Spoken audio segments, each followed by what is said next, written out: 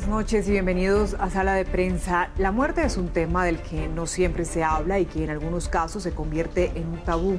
No es usual que una persona exprese en vida o le indique a los suyos qué hacer si sufre una enfermedad incurable o terminal. Hay quienes, en medio de un padecimiento grave, doloroso y o sin cura, piden una muerte asistida. Lo mismo ocurre con las familias de personas en estado de coma o que no pueden expresar su voluntad y que padecen una enfermedad incurable y deben tomar una decisión para poner fin al sufrimiento de sus seres queridos. Es aquí cuando entramos en los terrenos de la eutanasia, un procedimiento que busca provocar la muerte a un paciente que padece una enfermedad incurable para evitar que sufra. Pues precisamente la Corte Constitucional extendió el alcance para acceder a la eutanasia en Colombia y redujo esos requisitos para esta práctica. En adelante, las personas que padezcan enfermedades no terminales también podrán pedir la eutanasia. En el siguiente informe les vamos a explicar más. En diálogo con Noticias Caracol, el presidente de la Corte Constitucional, Antonio José Lizarazo, explicó los alcances de la eutanasia en Colombia. Ya no exige como un límite la circunstancia de que el paciente se encuentre en enfermedad terminal, sino que admite que la eutanasia pueda ser realizada sobre pacientes que padecen un intenso sufrimiento, y en este caso precisa la Corte físico o psíquico, que provenga de una lesión corporal o de una enfermedad grave e incurable. El magistrado también precisó las condiciones que deben cumplirse para que una persona solicite la eutanasia y que no sea producto de un momento de depresión, como se ha señalado por parte de algunos después de conocer el fallo. La depresión o el sufrimiento o el dolor no es un asunto que pueda decidir el paciente sin tener en cuenta el concepto médico. Por esa razón, hay 3 elementos que deben concurrir para que pueda advertirse de que no se incurre en el delito, porque la conducta del médico sería atípica. Magistrado, ¿quién define que procede la eutanasia? ¿El médico, un juez, el paciente? ¿Quién en últimas hace cumplir eso que ustedes han hablado como requisitos? Obviamente deben concurrir los 3 elementos. O sea, ni el médico solo puede, ni el paciente solo puede, sino que el médico lo que debe es informar al paciente sobre las alternativas y sobre las posibilidades de recuperación o el desarrollo que va a tener la enfermedad. La Corte señala que uno de los requisitos que se mantiene es la autorización del paciente, pero reconoce que esta se puede hacer en cualquier momento de la vida, dentro de lo que se conoce como voluntad anticipada. Ese documento de voluntad anticipada puede ser modificado por el paciente, no queda atado indefectiblemente a esa manifestación, pero podría resultar muy útil en aquellos eventos en que el paciente no está en capacidad de emitir un nuevo pronunciamiento. Los otros requisitos para solicitar la eutanasia son que la debe practicar un médico, se debe comprobar enfermedad grave, acerca de situaciones donde una persona por un hecho queda sin facultades para expresar su voluntad en condiciones que se consideran que no corresponden a la dignidad humana. El presidente de la Corte señala que el paso a seguir no quedó estipulado en el fallo, sino que debe ser regulado por el Congreso, así como también el legislativo debe regular el tema de los niños, entre otros aspectos. Como lo decíamos antes, a pocos les gusta hablar sobre el final de la vida, pero esta es sin duda una conversación que todos debemos tener con nuestra familia. Dicen los expertos que lo hace más fácil para tomar decisiones y son pocas las personas que dejan por escrito lo que se conoce como voluntad anticipada. En nuestro siguiente informe les contamos de qué se trata. Todos podemos y tenemos el derecho a decidir sobre nuestro cuidado personal, salud y el proceso de muerte antes de que una enfermedad o el envejecimiento puedan impedir que expresemos nuestros deseos y voluntad de manera directa. Esto lo podemos hacer a través de la voluntad anticipada. Y puede tomar ahí muchas decisiones. Por ejemplo, recibir o no cuidados paliativos, hacer rechazo terapéutico de medidas desproporcionales que puedan extender la vida de manera artificial, puede ratificar o puede rehusarse a ser donante de órganos. Incluso en los documentos que tenemos en la fundación, las personas hacen manifiestos de no querer ser llevadas a unidades de cuidados intensivos, a permitir morir en casa, a designar a un tercero para toma de decisiones en caso de que él haya perdido la facultad. No manifestar nuestra voluntad anticipada hace que decisiones dolorosas y nada sencillas recaigan en terceros como familiares y equipos de salud. Además, que muchas veces no se pueda tomar la decisión que uno quisiera tomar, porque efectivamente, actualmente y en este momento, la eutanasia está despenalizada y reglamentada cuando el consentimiento lo da directamente el paciente. Entonces, nadie puede tomar esa decisión de anticipar la muerte si no se dejó nada estipulado. Además de hablarlo con la familia, la resolución 2665 de 2018 establece los mecanismos para que la voluntad anticipada tenga validez legal y sea respetada por familiares y el equipo de salud tratante, llegado el momento de tomar una decisión.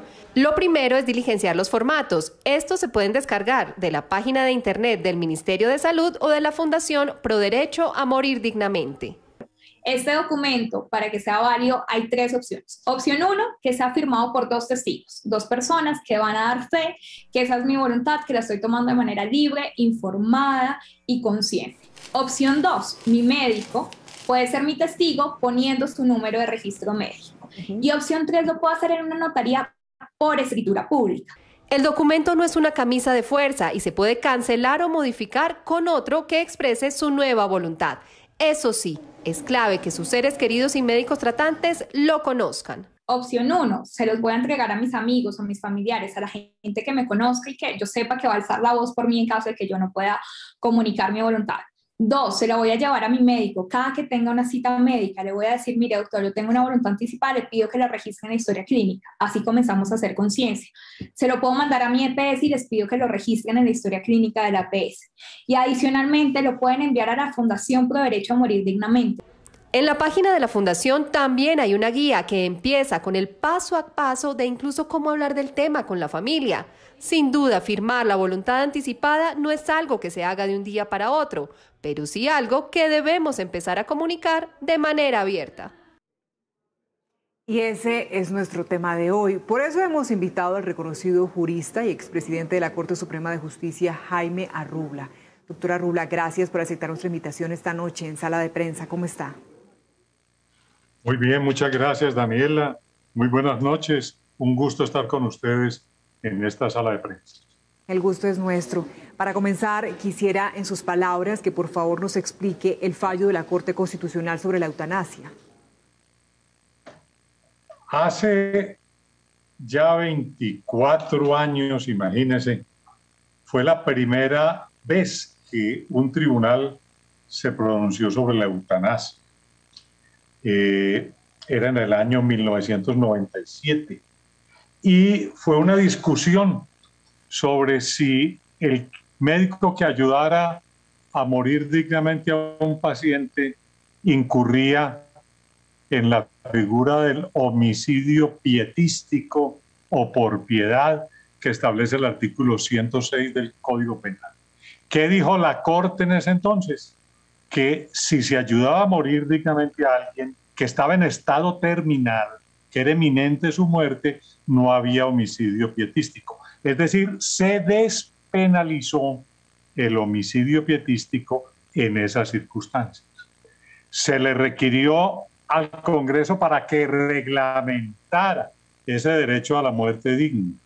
No lo ha hecho, lo ha requerido 6 veces, 7 con la última en este fallo que está causando reflexión en Colombia.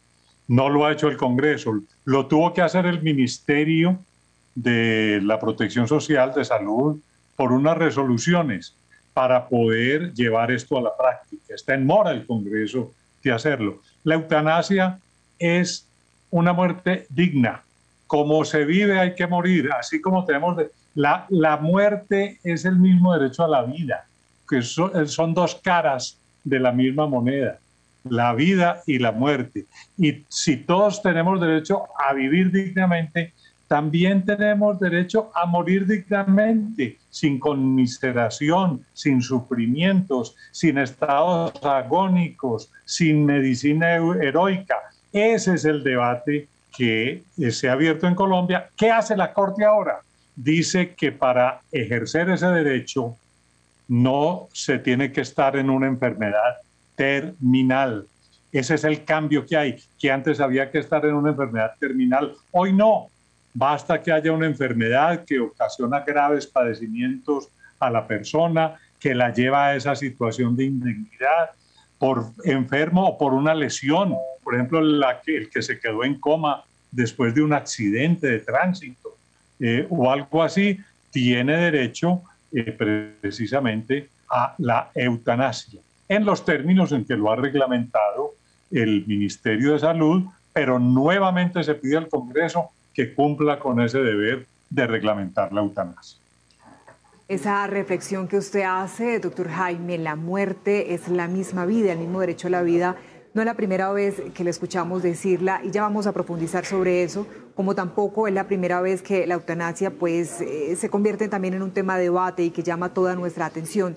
Así las cosas entonces, doctor Jaime, es decir, que basta un sufrimiento agotador o cómo poder clasificarlo, digámoslo así, para quienes harían parte de esa decisión o de esa petición, ¿quiénes podrían hacerla? A ver, primero que todo el paciente, si está consciente. Y este es otro problema importante de analizar. ¿Y qué pasa con los que están en coma?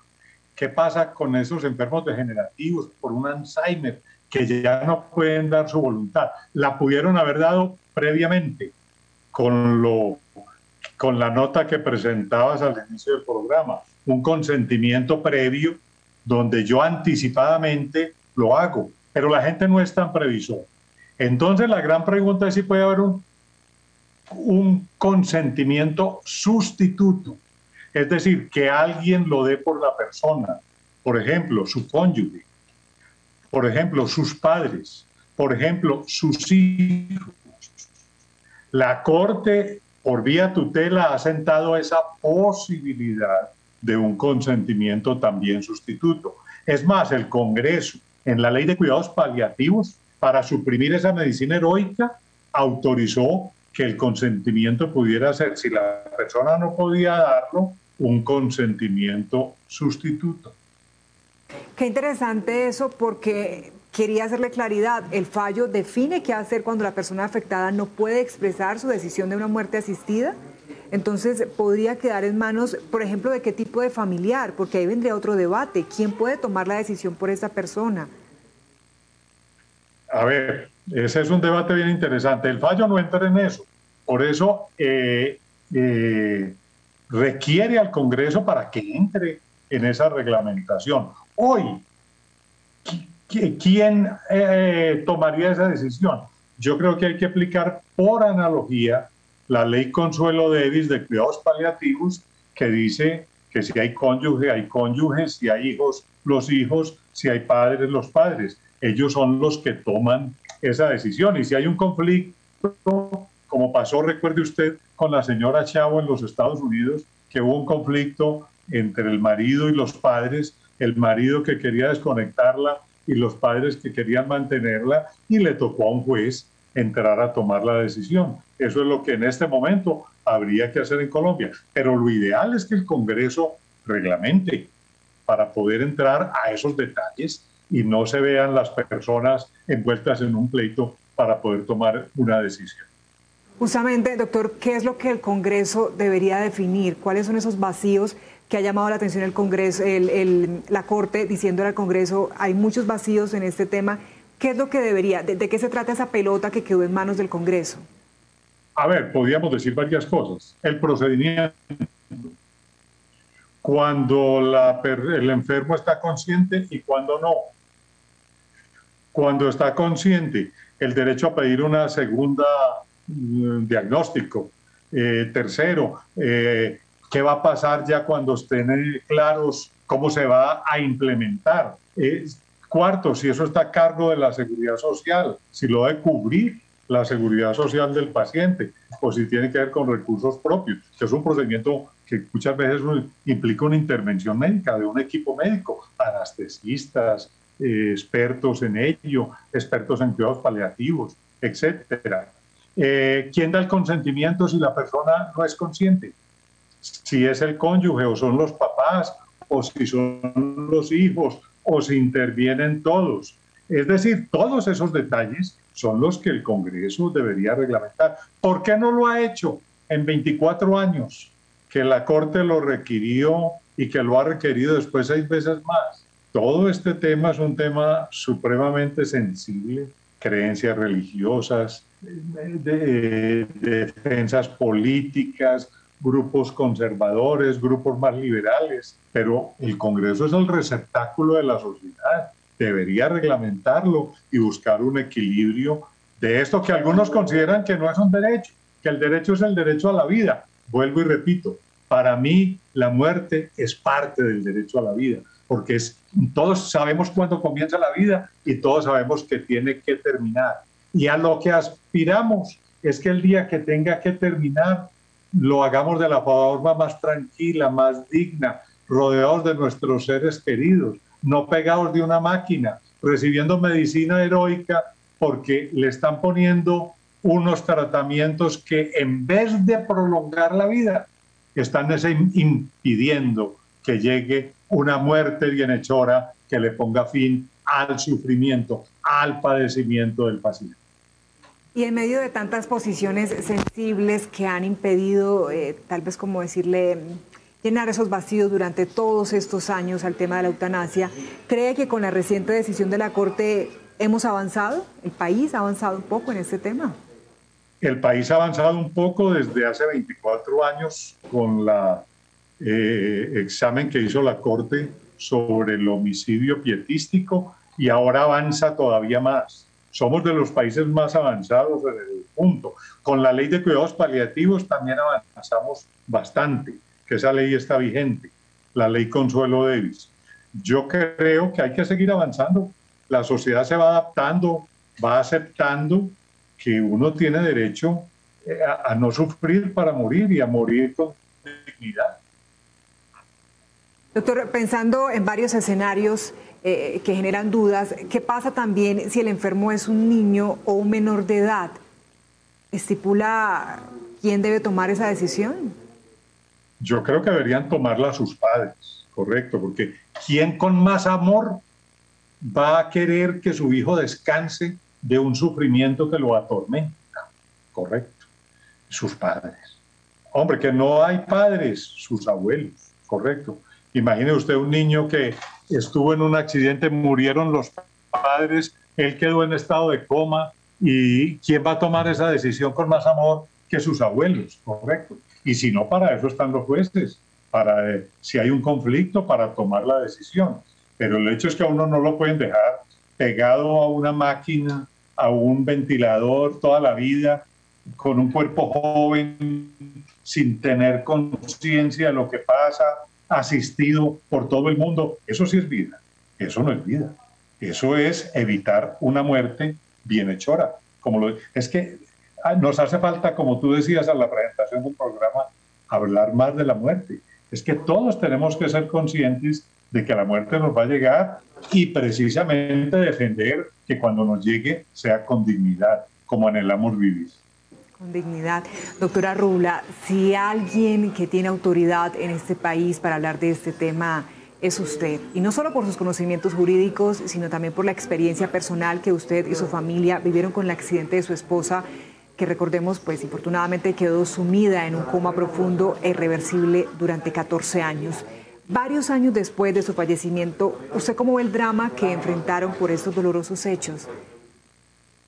Ese fue un drama muy triste. Consuelo era una persona muy joven. Cuando se accidenta tenía 35 años, llena de vida, y va a estar 16 años en coma sin ser consciente de su existencia, sin ser consciente de que sus hijos crecían. Pues uno diría, pero sufría. Pues claro que sufría. Una persona que se retuerce, uno ve que si no puede manifestar el dolor, sí lo está sintiendo. pero los que más sufrieron fueron los hijos. Al verla así, a mí me dijo el hijo mayor, el día que ella falleció, que era el primer día que había podido dormir tranquilo, porque sabía que su mamá no estaba sufriendo. O sea, mire usted, hasta dónde uno no sabe qué están viviendo los demás. Y entonces salen unos ortodoxos que el derecho a la vida es inviolable. Sí, es inviolable el derecho a la vida, pero es que la muerte es parte de ese derecho a la vida. Como usted lo ha dicho, nadie sabe lo que realmente está pasando, sintiendo, sufriendo esa persona en carne propia y sus familiares. Doctor, ¿y para esa época había una legislación sobre la eutanasia? ¿Cómo estaban las cosas cuando ustedes atravesaban ese difícil momento? No había nada y no había nada que hacer. No se podía tomar una decisión sobre eutanasia porque era un homicidio, correcto. Mis hijos muchas veces pensaron, cuando ya fueron creciendo, en llevar a su madre a un país donde se pudiera. Yo les dije que en Colombia ni era posible ni yo lo haría. Es que yo como magistrado juré defender la Constitución y las leyes y en ese momento no se lo permitía. Les dije, pongan una tutela si es lo que quieren hacer. Y ya empezó la Corte a cambiar y yo creo que si no hubiera llegado la muerte de ella, en este momento hubieran podido utilizar esta sentencia para haber terminado su sufrimiento, porque no se trata de terminar la vida, se trata de terminar el sufrimiento de la persona. Justamente le quería hacer esa pregunta, si hoy tuviera que tomar esa misma decisión, ¿haría uso de esas nuevas herramientas que da la eutanasia? Exactamente, eso es un compás que la Corte ha abierto y muy importante, porque no solamente es sufrimiento físico, la sentencia también dice que puede ser un sufrimiento mental, emocional. La persona que está al borde del suicidio, que vive con esa ansiedad, que vive con esa angustia, también podría llegar a solicitar la eutanasia. Ahí también surgen dudas a propósito de la última noticia que se generó con el fallo de la Corte, si la salud mental o la depresión, digámoslo así, también podría ser entonces una causa o una situación para solicitar ese derecho a la eutanasia. ¿Cómo de pronto clasificar ese tipo de enfermedades, doctor? Exacto, Daniela. En la Corte, que obviamente es una sentencia, no entra en los detalles, pero en eso sí fue claro, porque advirtió que era tanto enfermedades físicas como mentales. O sea, abrió la compuerta. Le tocará ya al Congreso reglamentarlo, pero la compuerta quedó abierta. Es verdad. Bueno, ya lo habíamos mencionado, pero quisiera detenerme un poco en este punto y es en ese eterno dilema entre las creencias éticas o religiosas y lo que se debe hacer frente a una persona que sufre una enfermedad dolorosa e incurable. ¿Qué se hace ahí, doctor? ¿Cómo avanzar en ese punto? A ver, yo creo que la sociedad ha avanzado. Mire usted ya que estamos discutiendo no sobre una hipótesis, sino sobre una sentencia. Es decir, es que ya es un hecho, ya es un pronunciamiento de una alta corte, nada más y nada menos que la que guarda la integridad de la Constitución y ha defendido la dignidad de la persona, el derecho a la vida. Es que aquí no se está atacando el derecho a la vida, el derecho a la vida, el derecho al desarrollo de la personalidad de esa persona. Entonces, mire que ya son una serie de elementos que ponen al ser humano en el centro del problema. Yo sé que en esto hay que conciliar, yo sé que hay muchas creencias religiosas que a veces personas que nunca han vivido una experiencia de estas y lo ven desde el punto de vista de una ética muy personal, muy religiosa, pero yo creo que esto hay que verlo desde muchas aristas. Esa es la pluralidad que pregona nuestra Constitución y la que yo creo que ha interpretado por mayoría 6-3 la Corte Constitucional. Pues, doctor Jaime Arrubla, qué interesante y qué oportuna ha sido esta conversación. Le agradecemos su tiempo para ayudarnos a entender un poco más en detalle esta decisión de la Corte Suprema de la Corte Constitucional en cuanto a la eutanasia en el país. Muchas gracias por su tiempo aquí en Sala de Prensa. Con mucho gusto, Daniela, y lo hacemos con la mejor buena voluntad de abrir los espíritus para que de verdad no haya familias que tengan que sufrir al lado de un enfermo terminal que ya no disfruta la vida y que tiene todo el derecho a no seguir sufriendo. Así sea. Muchas gracias y que tenga buena noche. Como también buena noche para ustedes, nuestros seguidores. Gracias por acompañarnos esta noche aquí en Sala de Prensa. Ya viene Signo Pesos. Que descansen y hasta una próxima oportunidad.